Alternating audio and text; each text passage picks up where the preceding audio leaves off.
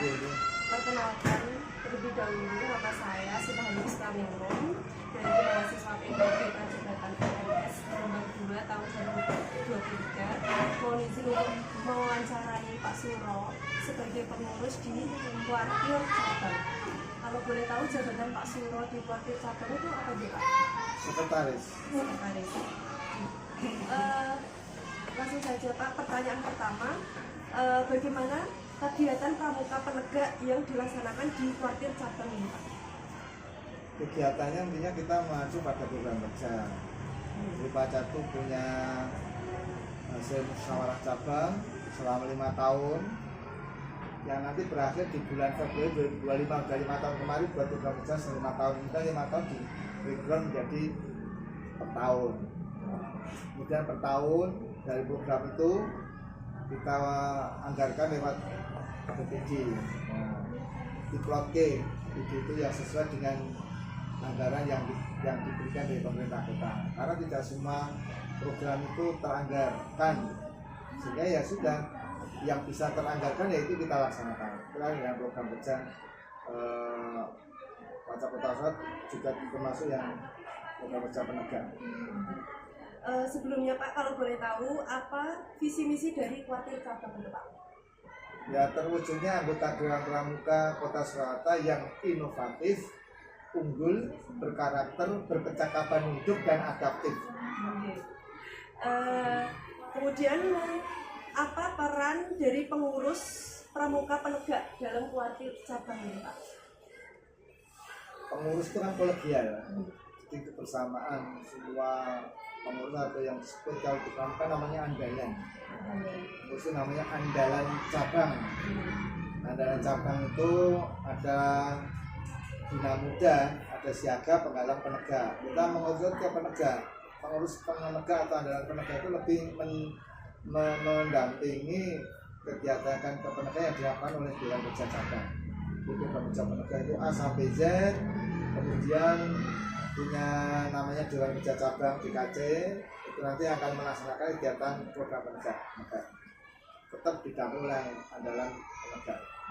Kalau di Kuartir Cabang itu berarti ada pengurus siaga, pengurus penggalang atau penegak atau bagaimana Pak?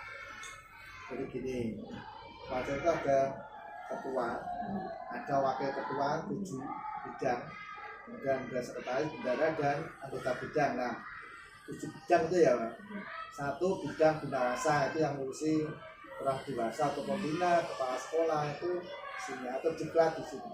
Kedua bidang bina muda. Nah, bidang bina muda itu mengurusi siaga, penggalang, penegak penegak yang bina muda.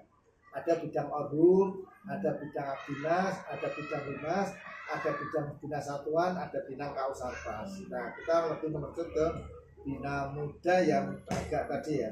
Tadi pertanyaan apa? Peran pengurus penegak. Ya tadi saya jawab tadi perannya kita mensupport pada Dewan Kerja Cabang dalam rangka program kerja yang sudah ditetapkan bersama-sama. Kemudian Pak, bagaimana itu Kuartir Cabang itu mengelola kegiatan yang akan dilaksanakan Pak? Misalnya ada event apa gitu, gimana Pak? Ya, mestinya kita membentuk panitia. Membentuk panitia. Setelah panitia terbentuk, kemudian kami ada rapat-rapat pertemuan persiapan pengesahan dulu disahkan oleh Rapat dengan SK. Setelah SK muncul terbit, mereka akan pertemuan kebersamaan kegiatan. Saya itu melaksanakan kegiatan intinya melaporkan dan meng-SPJ-kan atau meng-SPJ-kan soal anggaran yang diberikan oleh pengurus pada panitia. Berarti kalau panitianya itu dari intern atau?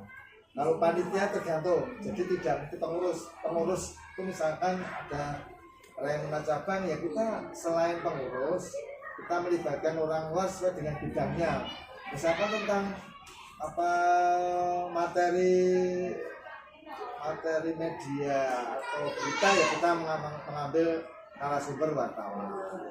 Kalau terkait dengan kesehatan kita ngambil dari dinas kesehatan. Jadi untuk yang narasumber itu panitia juga begitu melibatkan pembina yang mungkin ya berkaitan atau kompeten. Kalau kita semua kan tidak cukup. Apakah dalam kuartir cabang ini menjalin kerjasama dengan pihak lainnya, Ya. misalnya pihak swasta atau pihak lainnya? Kalau MUD sudah kita lakukan, biasanya MUD-nya kita di bidang binawasan, pembinaan orang dewasa, juga atau khusus. Ya sudah tadi saya sampaikan, kontren Pak Mirul untuk pesantren, TP, kemudian UNS, Orari, kemudian dinas sosial, PMI, itu lebih MUI-nya kerjasama kegiatan yang apa itu sesuai dengan kepentingan bersama. Kemudian bagaimana sistem administrasi atau organisasi di kuartir cabang itu, Pak? Kita menganut sismintir namanya, sistem administrasi kuartir, karena kan kuartir itu ada petunjuknya terkait dengan administrasi kuartir se-Indonesia. Nah, kita menganut ke sana saja. Sudah ada itu. Ada panduannya. Bagaimana pembagian tugas dalam pengurus di kuartir cabang, Pak? Ya kita sebenarnya sudah kita buat job description. Jadi bidang wakil ketua bidang bina muda ya nanti membidangi kegiatan siaga penggalang penegak merdeka, nanti tanggung jawabnya ada wakil bina Sudah muda. ada job desk-nya. Kita buatkan job description-nya, ketua itu banyak ini, wakil ini, serta ini sama anggota bidang semua udah kita buatkan kali. Kalau pemilihan pengurusnya itu dari mana? Pada musyawarah, Pak. Musyawarah. Musyawarah cabang. Jadi musyawarah cabang 5 tahun sekali kan. Oh, 5 tahun Jadi 5 tahun sekali itu nanti ada LPJ yang membuat program kerja baru pemilihan. Pemilihan itu kan bisa apa itu formatif bisa atau bisa langsung. Musyawarah tergantung peserta. Musyawarah itu misalkan siapa yang usulkan ya musyawarah.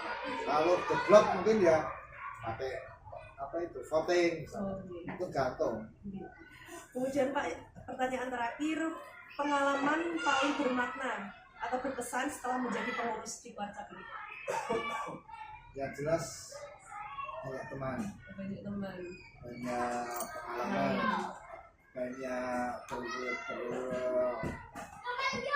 banyak ilmu atau banyak Mbak, dari berbagai komponen ya, karena tidak hanya merangkak semua stakeholder, semua itu kan ada semacam inspirasi atau hal yang mungkin bisa kami kembangkan, kami dapatkan di situ. Terus kan ya cocok.